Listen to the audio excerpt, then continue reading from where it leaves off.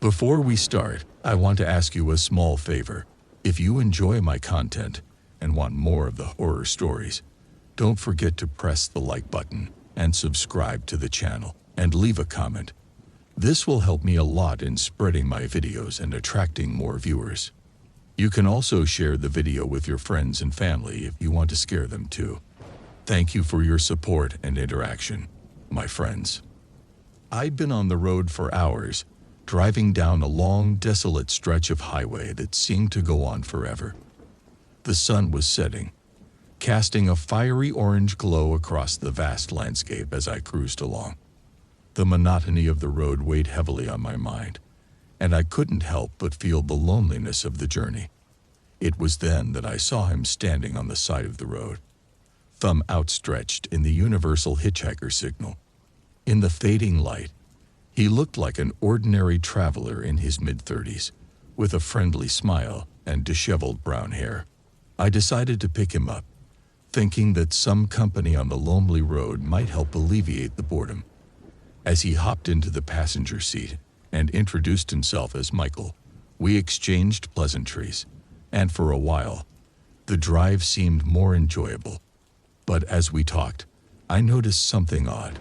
Michael was picking up on the subtle nuances of my speech, my mannerisms, and even the way I shifted gears. It was as though he was intentionally mimicking me, trying to blend in seamlessly with my crew. But I dismissed it as my imagination playing tricks on me. The sun had dipped below the horizon, and the highway was now bathed in darkness. My unease intensified as Michael's imitation became more obvious. It wasn't just the way I spoke, but the phrases I used, the anecdotes I shared. Everything about me seemed to be his template. I decided to test my suspicions. I began to speak in a deliberately exaggerated manner, using a made-up story with false details. Michael mirrored my every word flawlessly. Panic set in, and I realized I was in a terrifying situation. I was alone on a remote highway with a man who was impersonating me, and I had no idea why. My hands gripped the steering wheel as I contemplated what to do next. My instinct screamed at me to stop the car and demand answers, but fear held me back. Michael's eyes, now devoid of any friendliness, seemed to pierce my soul. The next few minutes were a nightmare. My thoughts raced as I considered the possibilities. Who was this man, and what was his motive? I knew I had to act decisively. I feigned a sudden need for gas and pulled into a dimly lit, deserted station, praying that it might offer me some help. As I filled up my tank, Michael stared at me with unsettling intensity. I quickly calculated my options and decided to make a run for the convenience store, hoping to find someone inside who could call the police. But as I turned to leave, Michael was already out of the car, blocking my path. In a voice that was chillingly calm, he said, "I think it's time for a change in drivers, don't you?" I knew I had to fight for my life. Adrenaline surged through me as I tackled him to the ground, and we rolled on the pavement, our breaths coming in desperate gasps. It was a life and death struggle, and I was determined not to become his victim. Blows were exchanged, and I managed to wrestle a knife away from him. In that frantic moment, I understood that my survival depended on keeping him subdued until help arrived. My mind raced, and fear fueled my actions. The struggle continued, and my hope was that a passing motorist might see our struggle and call the authorities. It felt like an eternity before I finally overpowered him, and I watched as he lay on the ground, defeated. Minutes later, I saw the flashing lights of a police car in the distance. Relief washed over me as the officers took Michael into custody. I never discovered his true motive or what he intended to do, but one thing was clear: he had meant to take more than just the wheel that night. The encounter left me shaken, with the memory of that dark highway forever imprinted in my mind. It was a nightmare brought to life, a reminder of the horrors that can unfold on the open road. Story 2. It was a long and exhausting drive through desolate roads. My family and I were on a road trip heading to a remote cabin in the mountains. as the sun dipped below the horizon, casting a dark, eerie shadow over the landscape. We decided it was time to find a place to spend the night. We hadn't planned this stop, so we had no reservations or familiar places to rely on. We just wanted a clean and quiet motel where we could rest our weary bodies. The motel we stumbled upon seemed to fit the bill. It was a small, nondescript building nestled in the heart of nowhere, with a flickering neon sign that spelled vacancy in bold red letters. It felt like a haven of shelter in the middle of nowhere. We pulled into the empty parking lot and made our way to the front office. The bell above the door tinkled as we entered, and a middle-aged man behind the counter greeted us with a forced smile. We asked for a room, and he handed us the key to number 7. As we entered the room, an unsettling feeling washed over us. The decor was outdated, and a musty odor hung in the air. We could hear a faint, continuous hum, which we attributed to the old air conditioning unit. We tried to make ourselves comfortable, but unease lingered while my wife and kids settled in. I decided to investigate the room. My curiosity led me to check the air vents, and that's when I noticed something chilling hidden away inside one of the vents. I found a small camera lens staring back at me. My heart raced as I quickly checked other vents, and I discovered more cameras skillfully hidden throughout the room. Panic set in as the realization struck that we were being watched. I immediately informed my family, and they shared my shock and fear. We had unknowingly walked into a trap, and the owner of this motel had been spying on us from the moment we entered. We huddled together in the room, feeling violated and vulnerable. It was clear that the man at the front desk had sinister intentions. We debated calling the police, but we had no idea how they would respond given the remote location. Our best option was to leave immediately. With trepidation, we gathered our belongings and headed for the door. As we stepped outside, the motel owner gave us a sly grin, as if he knew he had terrorized us. We didn't dare confront him, and the fear of what he might do next hung heavily in the air. Once back in our car, we sped away from the nightmarish motel, leaving the dark secrets hidden within its walls. It was a harrowing encounter that left us shaken and distrustful. We had unknowingly walked into a web of surveillance, and the violation of our privacy haunted us long after that night. As we continued our journey to the remote cabin, we couldn't help but look over our shoulders, wondering if our unwanted observer would resurface. My wife and I were looking forward to some quality time together, driving down the lonely highways and exploring new places. Little did we know that our adventure would take a sinister turn. We had been driving for hours through desolate landscapes with nothing but the open road and the hum of the engine. The sun had dipped below the horizon, casting long, eerie shadows across the highway. It was just us and the darkness, or so we thought. As we navigated a particularly isolated stretch of road, I noticed a pair of headlights in the rearview mirror. At first, I didn't pay it much attention, assuming it was just another traveler on the road. However, something about the way the vehicle stayed glued to our tail began to send shivers down my spine. I couldn't shake the feeling that we were being followed, but I tried to reassure myself, thinking it might be a coincidence. Still, my wife Lisa was growing increasingly anxious, urging me to speed up and put distance between us and the pursuer. I obliged, pressing the accelerator a bit harder. The road stretched out before us, but the vehicle behind continued to tailgate us relentlessly. My heart raced, and a sense of dread hung in the air. Who could be following us on this desolate highway, and why? As I navigated a series of twists and turns, I decided to take an unexpected detour, hoping to lose our pursuer. The dark, winding road led us deeper into the wilderness, but the menacing headlights remained steadfast in our rearview mirror. Lisa dialed 911, her trembling voice conveying our fear to the operator. We described our predicament, the unrelenting driver, and our isolated location. The operator assured us that help was on the way, but we knew it would be a while before they could reach us. Desperation took over as we continued to race through the night. A sinister shadow in our rearview mirror. The vehicle behind us showed no signs of relenting. Lisa and I whispered frantic conversations, trying to decipher our stalkers' motivations. Were they trying to rob us, harm us, or something even more sinister? The minutes turned into hours as we found ourselves in a perilous game of cat and mouse. I pushed our car to its limits, taking every twist, and turned to test the resolve of our pursuer. But they were relentless, staying close enough to keep us in their sights.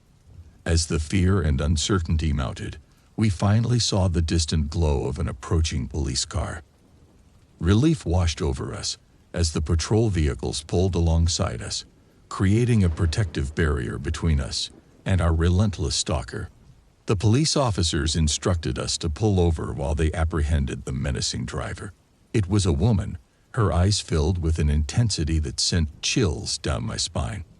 The officers quickly detained her and took her into custody. As the officers interrogated the woman, she revealed a motive that sent shockwaves through us. She confessed that she had lost her family in a car accident caused by a distracted driver. Consumed by grief and seeking vengeance, she had been stalking random drivers, hoping to inflict the same pain and suffering she had endured upon others. It was a chilling revelation that left us shaken to our core. As we continued our journey to the remote cabin, the encounter lingered in our minds, casting a shadow over what was supposed to be a relaxing getaway. We couldn't shake the feeling of being hunted, even as we arrived at our destination and settled into the secluded cabin. Every sound outside seemed to echo with the memory of the chase, reminding us of the dangers that lurked beyond the safety of our temporary refuge. In the days that followed, we kept a watchful eye on our surroundings, wary of any unexpected visitors or signs of trouble. The tranquility of the mountainous landscape was marred by the knowledge that we were not alone, that there were people out there driven by dark motives beyond our comprehension. As we packed up to leave the cabin and return to our normal lives, we knew that we would carry the memory of that fateful night with us forever. It was a stark reminder of the fragility of life and the unpredictable nature of the world we inhabit. And as we drove away from the mountains, leaving behind the echoes of our harrowing encounter, we vowed to never take our safety for granted again. Story 3. It was supposed to be a memorable family road trip, an adventure through picturesque landscapes, and the bonding time we'd been craving. My wife Lisa, our 2 kids, Em and Jake, and I packed up our SUV and hit the road. The GPS directed us through winding roads and quaint towns as we soaked in the beauty of nature. But the road trip took an unexpected turn when I decided to take a detour through a dense forest. I read about a scenic grotto that promised breathtaking views, and I couldn't resist the idea of discovering a hidden gem. Little did I know that this decision would plunge us into a nightmarish ordeal. As we ventured deeper into the forest, the dense canopy of trees blocked out the sun, casting long shadows across the narrow road. My excitement started to wane, but it was too late to turn back. We were already too far in, and I didn't want to admit to my family that I'd made a mistake. As the road became increasingly overgrown and the GPS signal vanished, a feeling of unease settled over us. We passed dilapidated cabins that seemed long abandoned, and the silence was oppressive. My wife's worried glances spoke volumes, and I tried to reassure her that everything was fine. But our situation worsened when the road abruptly ended in front of a wooden barricade. We were trapped. Panic welled up inside me as I realized I had no idea where we were, and our cell phones had no signal. We were truly lost in the wilderness. My attempts to turn the car around were interrupted by eerie rustling sounds in the trees. That's when I noticed the group of people emerging from the forest. They were ragged, wild-looking, and their eyes held a feral gleam. They didn't appear welcoming. I rolled down my window, trying to maintain a friendly demeanor. They spoke in hushed, guttural voices and pointed to the barricade, making it clear we were not allowed to pass. Fear surged through me as their hostility became apparent. They had no intention of letting us leave. The situation escalated quickly, and they surrounded the car, their intentions clear. They weren't interested in robbing us. They wanted something far more sinister. I locked the doors, but the sound of glass shattering filled the air as a rock smashed through a window. Lisa screamed, and Mia and Jake clung to me in terror. I frantically searched for an escape route, my mind racing for a way out of this nightmare. With no other option, I slammed my foot on the gas pedal, sending the car crashing through the barricade and into the forest. We sped down a rugged, unpaved path, branches scraping the car, but the forest dwellers pursued us relentlessly. They screamed and yelled, their anger fueling their pursuit, their primitive faces contorted with rage, making my blood run cold. I navigated the treacherous terrain, praying we would find a way out. Our car's headlights pierced the darkness, and my heart pounded as we hurtled deeper into the forest. Finally, we reached the edge of the woods, and I could see the lights of a nearby town. We didn't stop until we reached the safety of a gas station, where we called the police. They assured us they would investigate the situation and warned us against taking such detours in the future. They never mentioned what had provoked the forest dwellers, but I had an inkling it was their territory. Story 4. I drive trucks for a living here in England. It was one of the only jobs I could pretty much just walk into after being medically discharged from the Army. The Royal Logistics Corps, to be specific, with some pretty intense back problems. I tried physiotherapy, yoga, acupuncture, all sorts of things, but sitting in the cab of a military truck for such long periods had really done a number on my spine. It was horrible that I was basically forced into the same line of work, only in the civilian world, and I had no choice but to take a daily regimen of pretty strong pain medications just to make it through the days and nights of long-distance truck driving. But that's neither here nor there, I suppose. I'd only been working for the company I'm at presently for about 6 or 7 months when I was driving down this lonely stretch of road just outside of Rotherham in South Yorkshire. There, I see this young woman at the side of the road, bags in hand, with her thumb out like she was looking to hitchhike. It's not like I don't see a few good hitchhikers on my routes.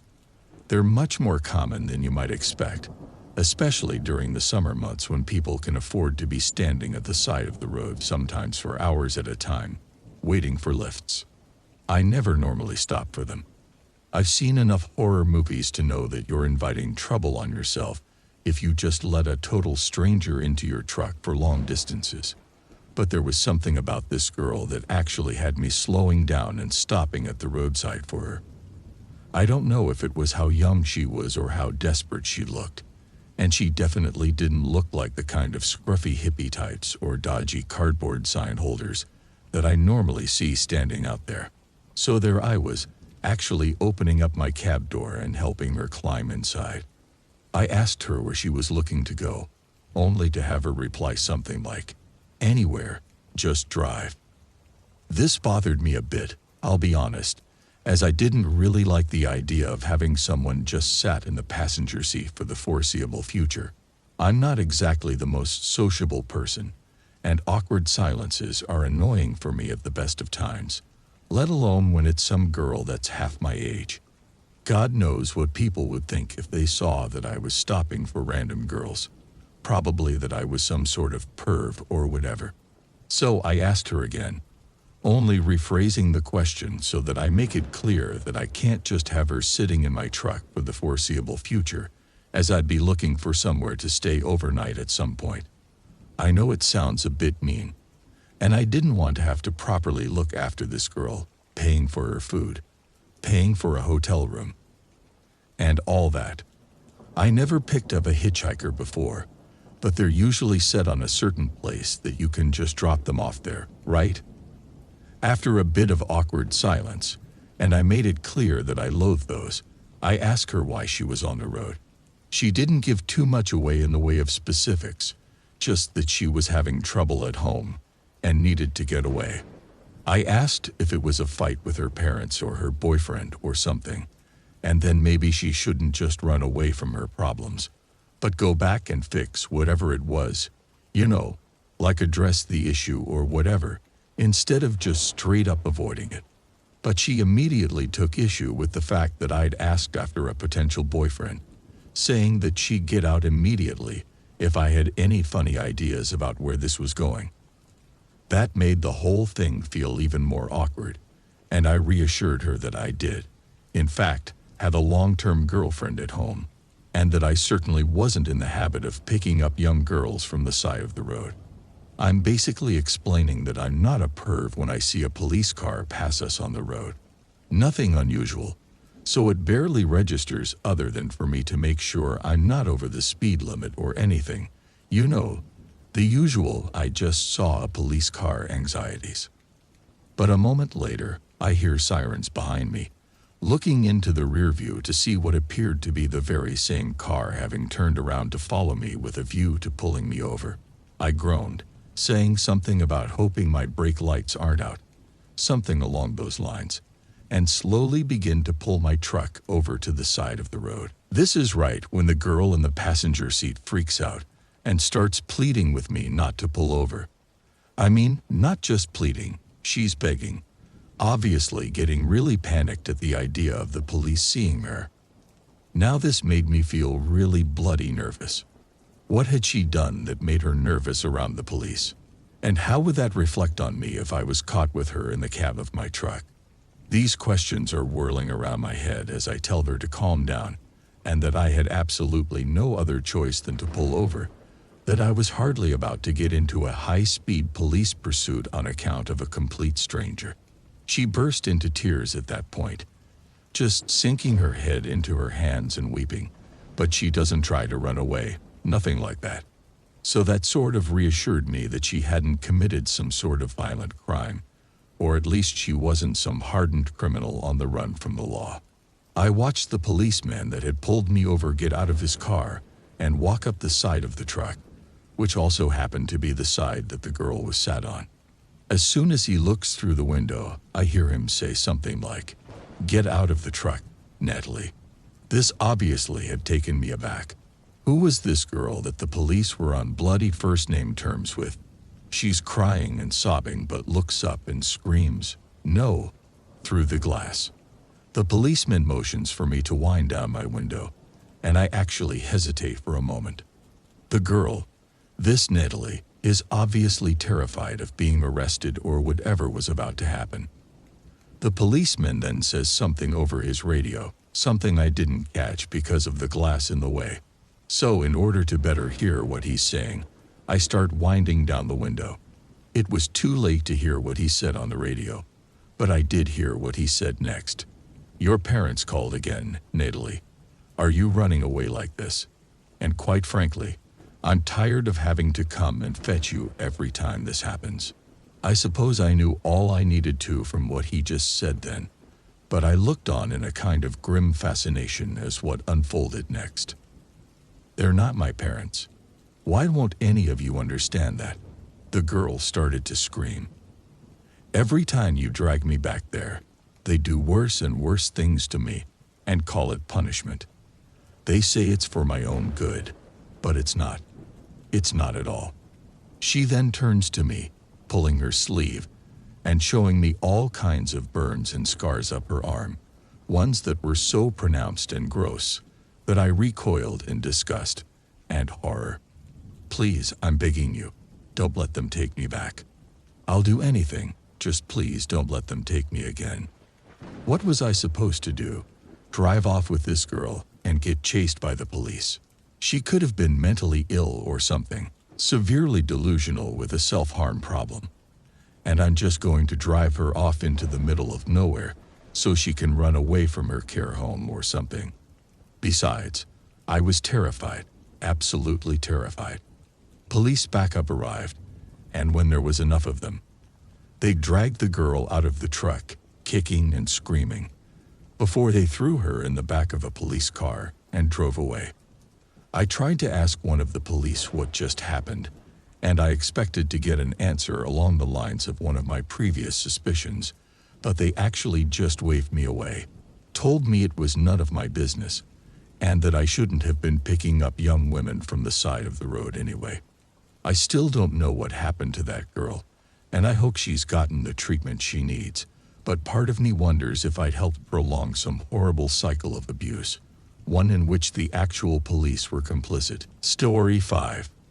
The open road called, and I followed its winding path, uncovering hidden charms along the way. One such charm was a charming souvenir shop tucked away on the outskirts of a small town. My curiosity led me to leave my car parked and step inside this quaint little store.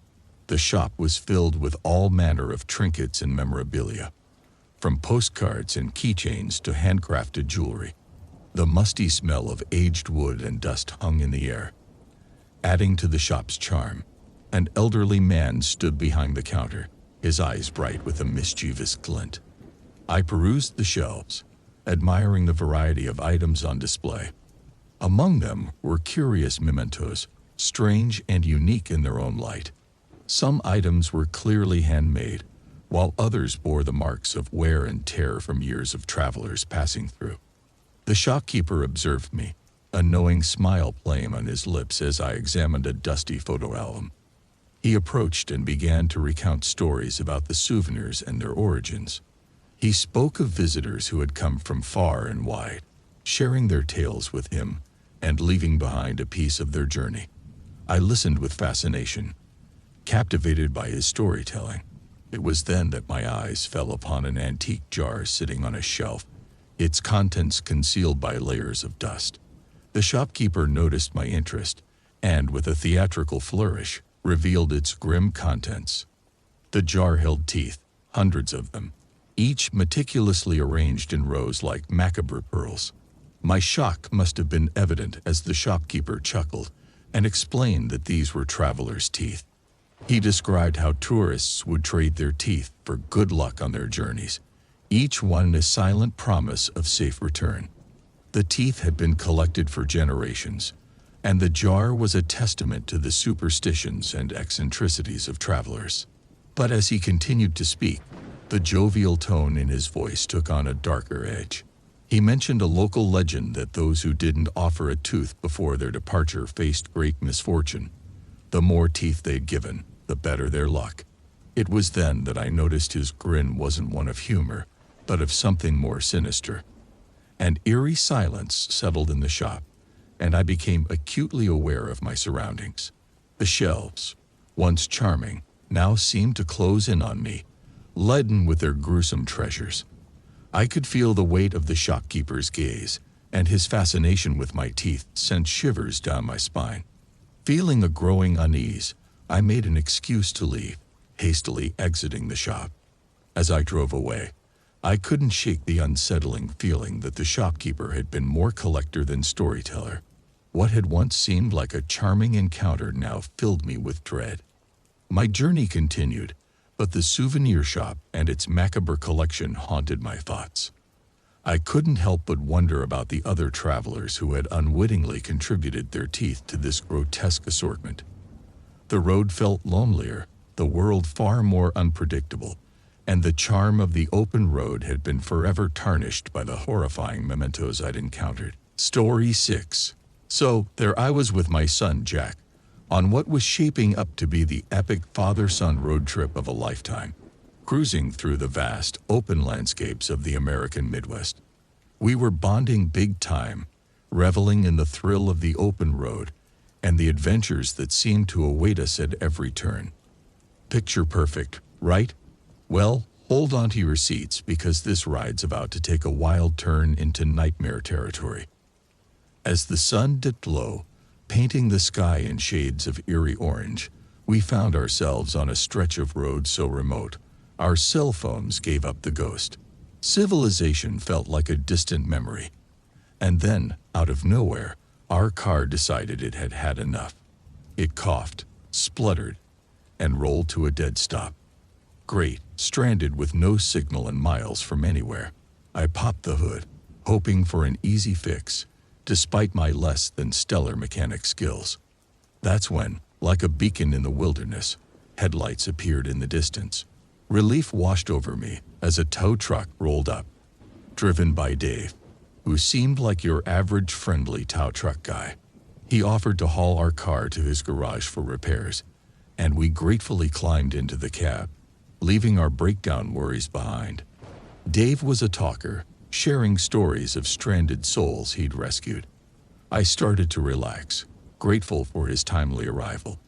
But as darkness enveloped us, we arrived at his garage, and it hit me. We were in the middle of absolute nowhere. The garage standing alone like some outpost on the frontier of civilization. Dave got straight to work on the car, while Jack and I hunkered down in the garage's waiting area, a time capsule of old magazines and furniture that had seen better days. The vibe was definitely off, but I tried to brush it off as just being in an unfamiliar place. As time dragged on, Jack got jittery, saying he'd heard weird noises from the back of the garage. My heart skipped a beat. Deciding to check it out, I stumbled upon a scene straight out of a horror movie. A room with cages, each holding someone bound and gagged. Their eyes screamed terror. It hit me like a ton of bricks. We hadn't stumbled upon our savior. We'd walked right into a predator's den. Adrenaline kicking into overdrive, I grabbed Jack, and we made a beeline for the exit. Dave none the wiser. Our only shot at freedom was our car. The peaceful night now felt like a cloak of danger. But then, a scream shattered the silence, and Dave caught on that we'd discovered his dark secret. His grin was the stuff of nightmares as he charged at us. Pure instinct took over. We sprinted, jumped into the car, and floored it, leaving nothing but dust in our wake. I couldn't shake the images of those trapped souls or the close encounter with evil incarnate. We drove nonstop until we hit the safety of the nearest town, where we reported everything to the cops. Turns out, Dave had been playing this sick game for years. What started as the ultimate road trip quickly spiraled into a tale of survival that I'll never forget. And let me tell you, Reddit, it's a stark reminder that sometimes the most scenic routes can lead you straight into the heart of darkness. Story 7. I've been a long-haul truck driver for a good few years now. I find it pretty enjoyable, to be honest. It just suits my lifestyle. I've never been the most sociable person, so I actually really like the whole thing of it just being me with nothing but my stereo system and the open road for company. My job has taken me to some incredible places too. Things that regular 9-to-5 office workers just never get to see from their dusty, dimly lit office spaces, even those with views from skyscrapers and stuff. They never see the landscape change, how the sun frames mountain ranges or the moon shimmers off boundless lakes. Even with all the built-up areas, this country really is beautiful in parts. Wyoming and Montana are some of my favorites, the mountain ranges and prairies being like picture postcards in places. But, and I mean no offense here, the Iowa cornfields get so tedious in places because there's literally nothing but cornfields as far as the eye can see. However, my least favorite place to drive in the entire country has to be Louisiana. Again, I mean absolutely no offense to any native sons of the Bayou State. I've had some of the best fried catfish I've ever tasted in little roadside diners while rolling through that place. But there's something inherently creepy about Louisiana too. Maybe it's just the humidity, the gators, or the way the Cajuns can just switch from English to French on a dime and shut you right out of a conversation. The whole Southern hospitality is as real as I'm surely breathing, and I really have met some of the nicest, most generous people in the entire country down in Louisiana. I'm talking the kind of people that would give their last dollar or the shirt off their backs. But I guess it just takes a place of extremes because I've also met some of the least welcoming and, quite frankly, most terrifying people I'd ever met in my whole life down there. And this here is the story of one of those encounters, one that still keeps me up at night sometimes, and that takes a few glasses of vodka just to shut the memories out. So this one time, I'm rolling along this highway late in the evening, way behind schedule on a shipment due in Dallas, Texas. The tight timing meant it looked like I was going to have to pull another brutal all-nighter to get my load to the depot on time. But if that was going to be the case, I'd have to stop at some roadside crawfish shack to fill up on greasy food and coffee so I had the energy to keep going. So I turned my truck off the road at the first place I saw. This place with a glowing, luminous sign that flashed with half the letters missing. But it was all I needed to see. Rust and Crawfish Shack, the place was called, and it was little more than a collection of sheet metal shacks at the side of the road. But hey, those are the kind of places where some Cajun mama bear has been making the same delicious po' boys for the last 30 years. And God, I just love what those people can do with a few shrimp and a slice of lemon. So I order up some food, get it to go, and then sit outside to wolf it down before I'm back on the road. When some older black guy comes up to ask me where I'm from, he was pretty friendly. And I don't mean to be judgmental here, but he had a very, very unusual appearance. He dressed normally, had close-cropped hair, but he was very, very skinny, like unnaturally skinny, like he was just skin and bones with no muscle keeping his body upright whatsoever. I tell him I'm from up north originally, but that I'm based in Arkansas for my job, and we start just casually talking about the area and its history. He was a nice enough guy, but I had to excuse myself, telling him if I didn't get this load to Dallas Depot on time, that I'd be in a whole world of trouble. It's the kind of thing that guys lose their jobs over, so I couldn't afford to play fast and loose with my timing. And in my case, the risk was extra high since I had a high-value load of electronics, new TVs and such, and every day a delivery is late, the depot can find a trucking company and dramatically lower their bottom line. He puzzles the thought over for a moment, and then told me he thought he could help me out, and to wait there for a moment while he fetched something from the back room of the shack. Once we were alone, he pulls out this huge knife and tells me to carve my name into the wood, my full name, or it won't work.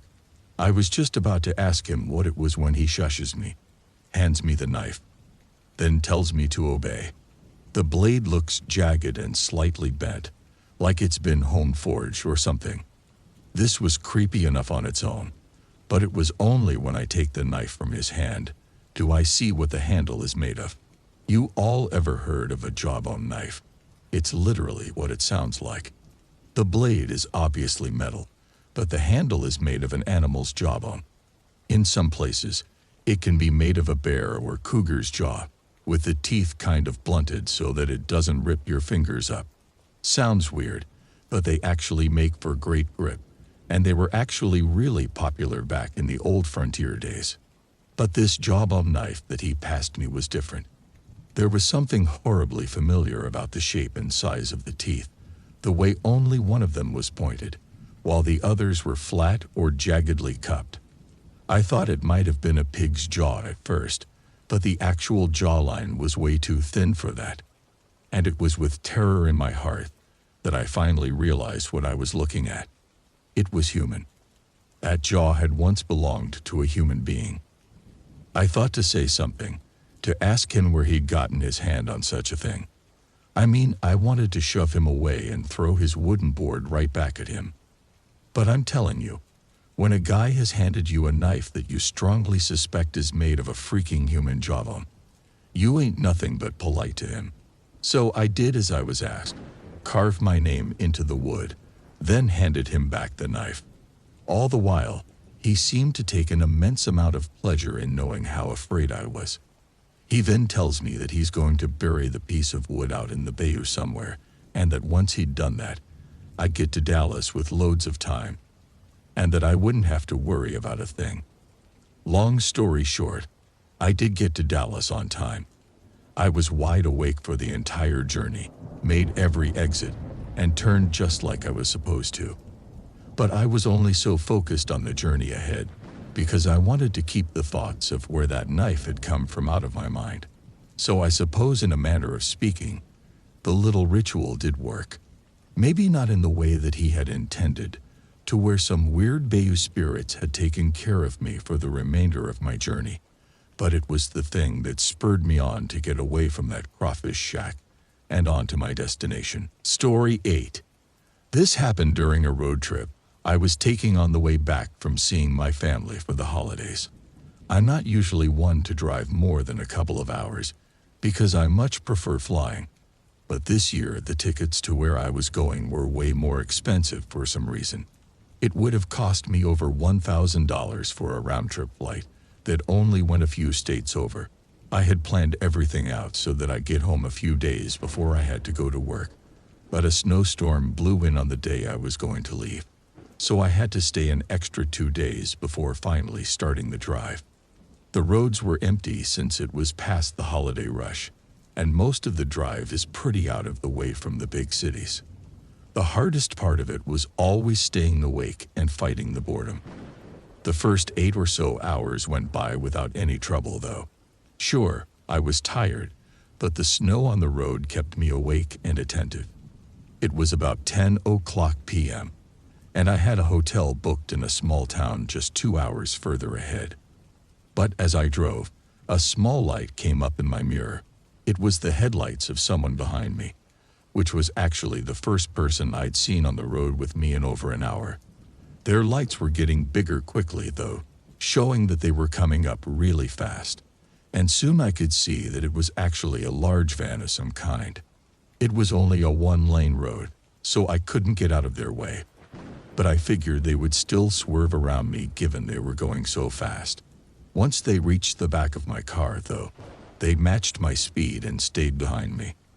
After a few seconds, I realized they weren't trying to get around me, and we drove like that for almost 10 minutes. It was kind of unnerving being that it was only us on the road, and yet this huge van was trailing right behind me. It wasn't a normal following distance either. They were so close that I couldn't even see their front bumper or license plate in my mirror. Maybe I was quick to feel uneasy about it, but an exit came up for a gas station, and I chose to turn off, hoping they would stay on the road and that I could put some distance between us.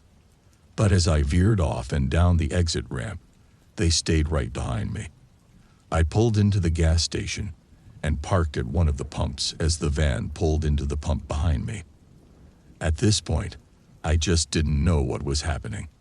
Part of me thought that this was something bad, but another part of me thought I was just overreacting. I knew that this was the only gas station in the past 30-ish minutes, so it wasn't all that unlikely that they would also need gas. Before getting out to fill up my tank, I shut my car off and looked around the store. Part of the gas station had its lights off and a closed sign hanging from the door. I looked to the sides of it, seeing nothing but empty darkness. No houses, no buildings, just a field covered in snow with a single road going through it. I looked in my mirror. A man was now standing outside of the van and putting gas in. So I got out and began doing the same. As the numbers slowly ticked on the gas meter, the man quickly put his pump back and sealed his gas cap. I looked over, seeing him walking to the back of his van. Then I heard the loud ratcheting sound of the back door being lifted open. There was something in that moment, maybe a gut feeling or just an instinct of some kind, that told me to get out of there. I pulled the pump out of my car, and not even a second later, 3 men were sprinting at me from around the back of the van. I dropped the pump on the ground and quickly got in my car, locking the doors just as one of them grabbed the handle and tried to rip it open. I was shaking and moving as quickly as I could to get the car on. All 3 of them went around trying each door, but then immediately sprinted back to their van before I'd even had the chance to pull away. When I did, though, I saw them drive away soon after, going in the opposite direction down the way we had come from. I let the police know what happened, but never even got a call back with any updates. I think it's obvious they were trying to abduct people under the cover of night on the vast, unpopulated highway. What's terrifying is how confident, and for lack of a better word, professional the whole operation was. It seemed that as soon as they realized I was securely in my car and it wasn't going to be effortless, they fled the scene without even needing to communicate with each other. It was like they had done it many times before. What would have happened if they got me? I don't know, but I urge everyone to learn from my mistakes, because you may not be as lucky as I was. Story 10. We were cruising down a quiet highway surrounded by lush landscapes and the occasional quaint town. The road stretched ahead, inviting us to embrace the freedom of the open road. My wife, Sarah, and I chatted about the upcoming destinations while the kids, Tim and Emily, were in the back, their faces buried in their devices. But our tranquil road trip took an abrupt turn as we encountered an aggressive driver who seemed bent on causing trouble. He tailgated us relentlessly, honking his horn and making obscene gestures. I could feel my frustration building, but I maintained my composure, trying to de-escalate the situation by changing lanes and slowing down to let the reckless driver pass. However, this only seemed to enrage him further. He pulled alongside us, shouting obscenities, his face twisted with anger. It was an alarming sight, one that we desperately wanted to escape. I kept my focus on the road, hoping to put distance between us and the enraged driver. But as we continued, things escalated. The hostile driver sped ahead, blocking our path, forcing us to a stop on the desolate highway. Panic coursed through me, and Sarah's grip on my arm tightened. The kids, sensing the tension, stopped their chatter and watched with wide eyes. The aggressive driver, a menacing figure in a worn-out pickup truck, stepped out, his face contorted with rage. He approached our car, and his voice grew louder, accusing us of nearly causing an accident. It was clear that he was looking for a confrontation, and I knew we were in a precarious situation. I tried to reason with him, apologized for any unintentional mistakes on the road, but he wasn't interested in hearing our side. His aggression was escalating, and his words became a blur of threats and fury. The realization that this situation was spiraling out of control left us in a state of panic. It was no longer a mere road rage incident. It was a life-and-death situation that was rapidly unfolding. My family's safety was my utmost concern, and I knew we had to escape this man's clutches. With adrenaline coursing through me, I hit the gas, attempting to swerve around the hostile driver's vehicle and escape. But he was relentless, matching our every move, determined to keep us in his sinister game of cat and mouse. We sped down the highway, desperate for help. Sarah called 911, and we were directed to the nearest police station, but we still had a long way to go before we could reach it. The kids, realizing the gravity of the situation, sat in the back seat, trembling with fear. The situation on the road was getting worse by the minute. The aggressive driver was tailgating us, attempting to force us off the road. It was a nerve-wracking race against time as we weaved through traffic, desperately trying to avoid a deadly confrontation. The police station loomed in the distance, a beacon of hope in our harrowing ordeal. As we pulled into the parking lot, I could see the hostile driver's pickup truck receding in the rearview mirror. Relief washed over us as we approached the station, and the police quickly responded to our distress call. We provided the authorities with a detailed account of the terrifying encounter, including the hostile driver's aggressive behavior and threatening actions. They assured us that they would investigate the incident thoroughly. The nightmare that had unfolded on the road was over, but the ordeal had left us shaken. We couldn't shake the feeling of vulnerability, the stark reminder that danger could lurk in even the most unexpected places. Our road trip, meant to be an exciting adventure, had turned into a traumatic experience. The highway, once a symbol of freedom, had become a battleground. It was a stark reminder that even the simplest of altercations could escalate into a life-threatening situation. As we continued our journey, We couldn't help but glance nervously in our rearview mirror, forever haunted by the chilling encounter on the open road. We had learned that safety could never be taken for granted, even in the most picturesque of settings. Story 11. Back in the summer of 2019, my wife and I embarked on a road trip across the picturesque landscapes of England. Our journey eventually brought us to the beautiful Isle of Wight, a serene island known for its stunning coastline and lush forests. We decided to camp in the woods, seeking an escape from the hustle and bustle of everyday life. As we set up our modest campsite, the sun dipped below the horizon, casting long shadows through the trees. A warm breeze rustled the leaves, and the world around us seemed to settle into a tranquil stillness. We felt a sense of peace envelop us as we nestled in our sleeping bags, the flickering campfire providing a comforting glow. The night was serene until an eerie noise broke the silence, a distant chant echoing through the forest. My wife Sarah and I exchanged uneasy glances as the sound grew louder, drawing nearer to our camp. The chant was incoherent, a dissonant blend of voices. Fear clutched at my heart as I grabbed a flashlight and ventured out of our tent. Guided by the flickering light, I made my way toward the source of the noise, my wife close behind. We found ourselves standing at the edge of a clearing hidden among the towering trees. In the center, we witnessed a sight that sent shivers down our spines. A group of people dressed in tattered clothing stood in a circle around a massive bonfire. They chanted in a language we couldn't comprehend, raising their hands and swaying as if entranced by the flames. In the center of the circle, a dark figure emerged. The hooded leader carried a torch, casting eerie shadows across their faces. The forest seemed to come alive with their otherworldly incantations.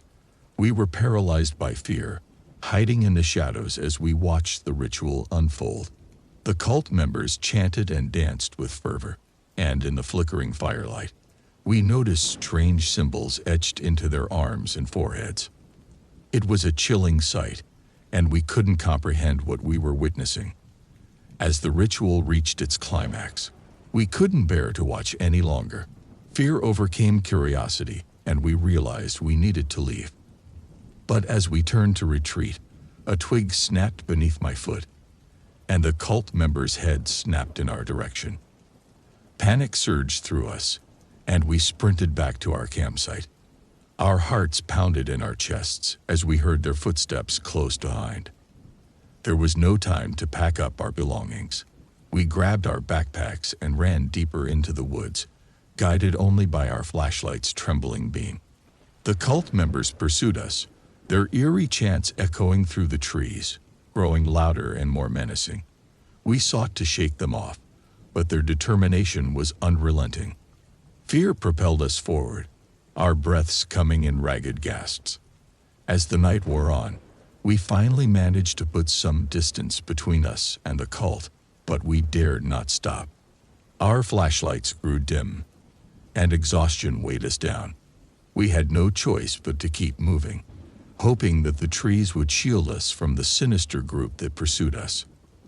Hours passed, and the sky began to lighten as dawn approached. The eerie chanting faded into the distance, and we finally allowed ourselves to rest beneath the sheltering canopy. We huddled together, listening to the birdsong and the rustling leaves, the forest reclaiming its peaceful serenity. We had witnessed something terrifying that night, an unspeakable ritual in the depths of the Isle of Wight's woods. The open road stretched before us, promising unforgettable experiences and memories. We had a route planned, complete with scheduled stops and points of interest. However, it was one unexpected stop that would turn our journeying into a living nightmare. Story 12. So, my trucking route is from here in Connecticut, all the way down to Kentucky and Tennessee.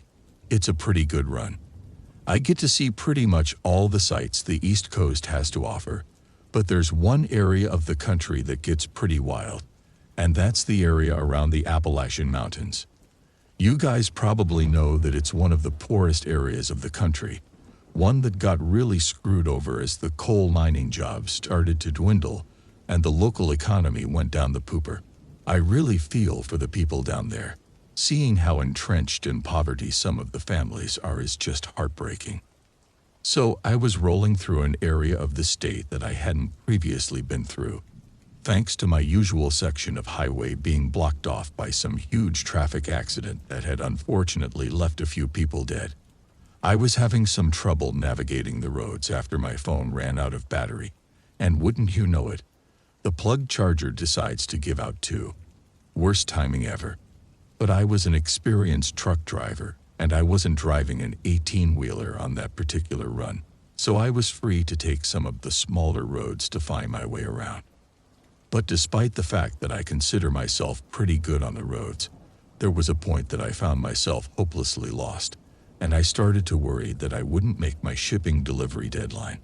That would mean disciplinary proceedings and whatnot, and I just couldn't afford those at all.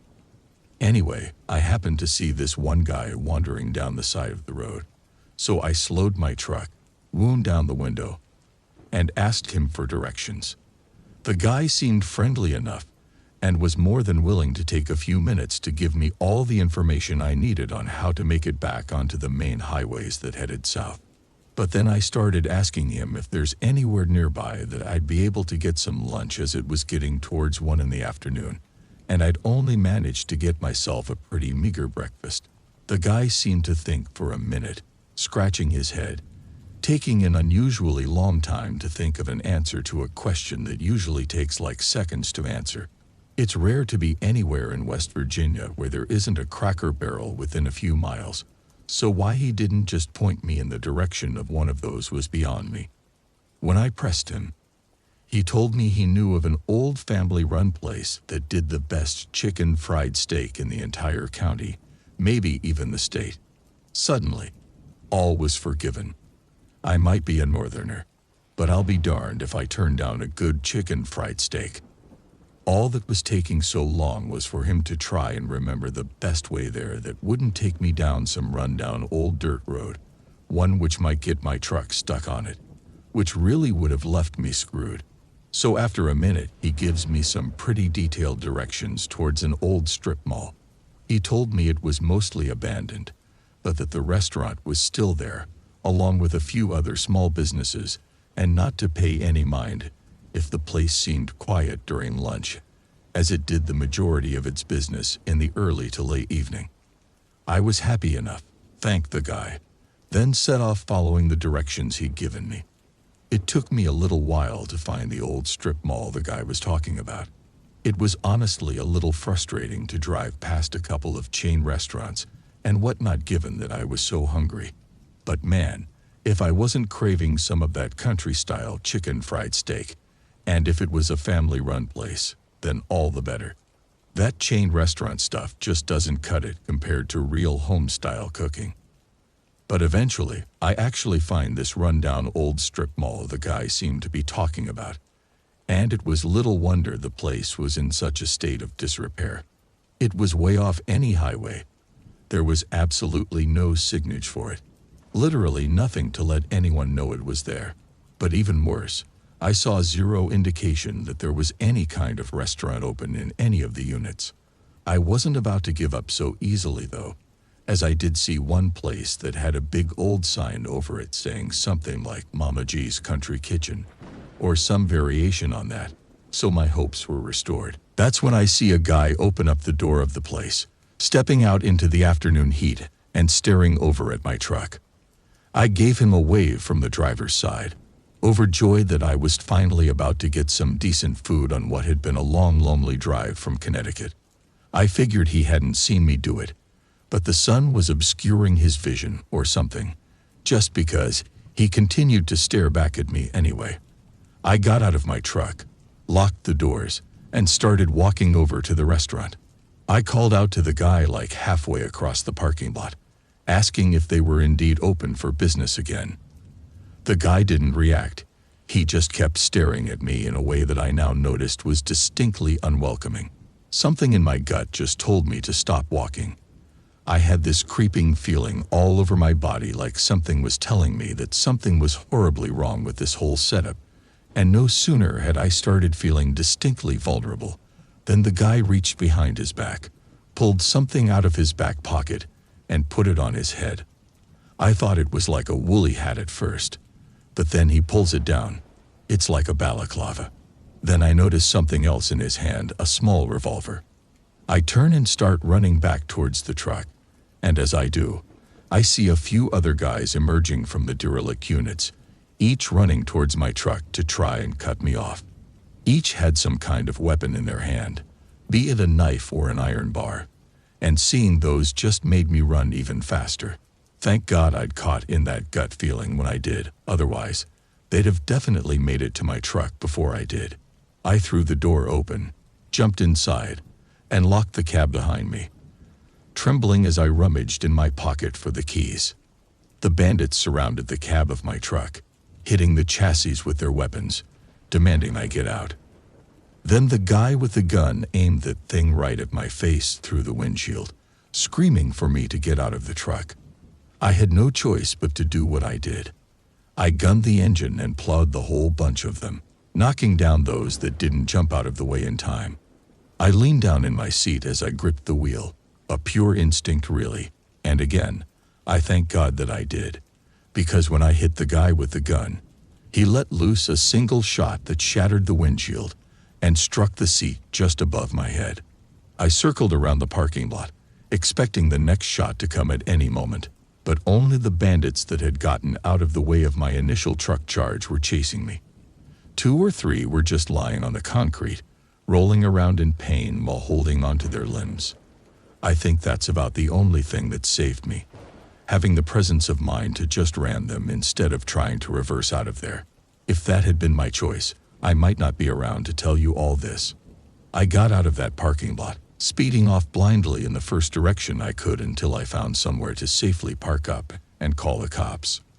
The sheriff's deputy I spoke to told me to swing on by the department when I was next able to, so I could give a statement, and I did so. But not until I actually managed to get myself some lunch, as not even the terror of almost getting hijacked could dull my appetite. I guess that makes me sound pretty fat or whatever, but you guys need to appreciate just how hungry I was. Done at the department, however, I learned that I was not the first truck driver to have run into these bandits. How I'd been just unlucky enough to ask directions from one of their kinfolk who had directed me to the rundown strip mall, just before calling his buddies to let them know I'd be there. At least that's the only conclusion we came to once I described the guy I'd asked directions from. The deputy just seemed to nod knowingly when I related this guy's physical description. I guess I'm just warning you guys to be very, very careful when you're out on the roads. And although it seems like some tired old cautionary tale from your Facebook posting aunt, be careful when you're talking to strangers. There's no way of knowing just who they really are.